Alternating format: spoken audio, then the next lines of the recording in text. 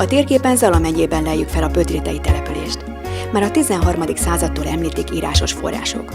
A településen az emberek főként földműveléssel és állattartással foglalkoztak. Az 1900-as évek elején már az iparos társadalom is kezdett kialakulni.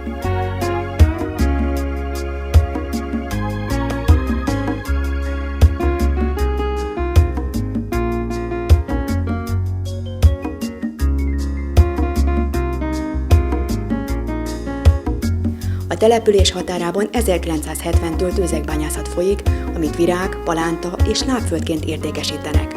A tavak, a tőzeg és a méz-iszap termelés következtében jöttek létre.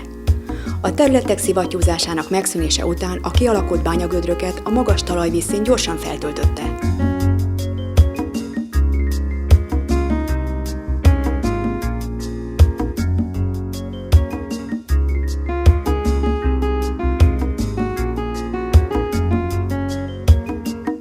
Váltakozó mélységű, általában lapos kiterjedésű, széles, árkokkal, utakkal, akadókkal szabdal, természetes jellegű tómeder. A gödrök eláradása után kialakult nádasokban, partszéli ingoványokban otthonra leltek a vízimadarak. A vízimadaraknak köszönhetően gyorsan kialakult a tőzegvizekre jellemző természetes halállomány, amit az Egyesület azóta is igyekszik megtartani.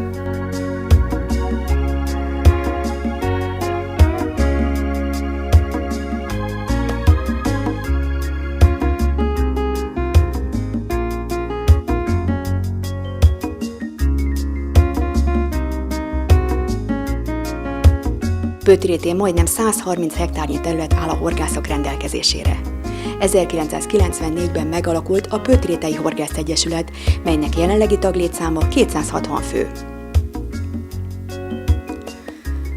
Az egyesület működésének óta a tudatos telepítésekkel elkezdte a tó hal állományának növelését és a halfauna szélesítését.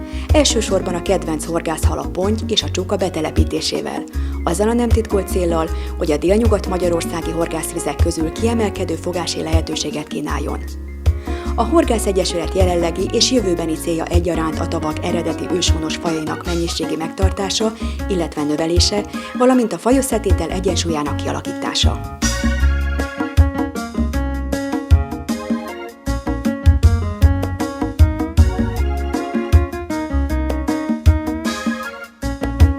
A halgazdálkodás és a halfauna szempontjából külön választják az 1-es és 2-es tavat.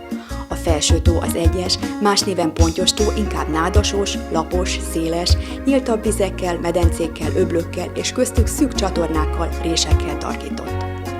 Növényekkel gazdagon benőtt gyönyörű víz. Rengeteg nádsövénnyel, elbújó zegzuggal és kisebb-nagyobb nyílt vizekkel, melyeket medencéknek kereszteltek, és jellegzetes utacskákkal annak megfelelően, hogy merre jár többet a kotrógép. A nád és a sás mellett a tavirózsákat is megcsodálhatjuk.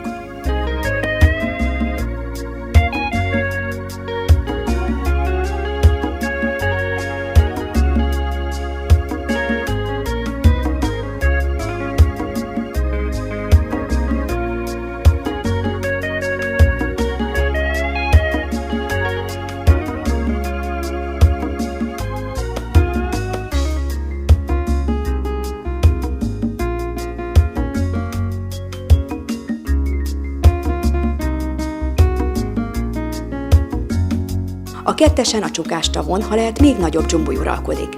Ez az alsó tó némileg zártabb, bokrosabb és persze jelentősen nagyobb is. Ez a hatalmas, leginkább bokrokkal, fákkal szabdalt víz inkább csónakból horgászható. Ezen a téli léki csukáiról híres és azok után méltán csukásnak keresztelt tavon szépen fogható combó és kárász egyaránt. Élvezetes ezen a tavon a pontyok fárasztása is. Hallottunk itt már 20 pluszos pontyfogásról. Ezen a tavon a halfárasztás sem egyszerű dolog, hiszen a rengeteg akadó miatt megvan az esély arra, hogy a vége szakítás. Mégis a két tavon a kifogott halak 70% a ponty, 20% a csuka.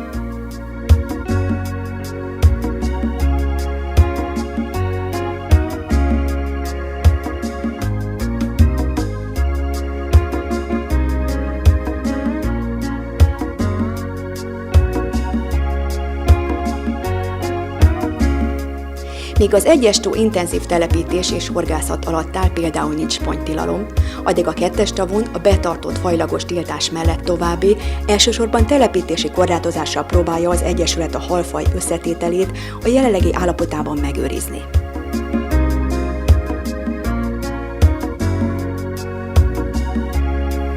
Mindkét tó fő halállománya a vörösszárnyú keszeg, bodorka, karikakeszeg. Ezek populációja olyan szaporodási állomány, amely biztosítja a ragadozó halak táplálékát és szórakozási lehetőséget nyújt a horgászoknak.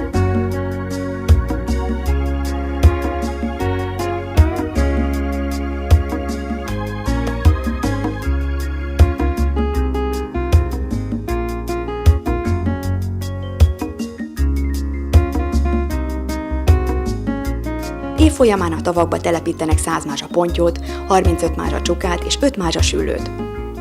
Hallat magáról a harcsa is, meg is fognak belőle néhányat, de akad bőven rejtekhely számára, így még nem is tudjuk, vajon mekkora lehet a vízbe. Az egyesület a harcsára méret és mennyiségi korlátozást nem szabott ki.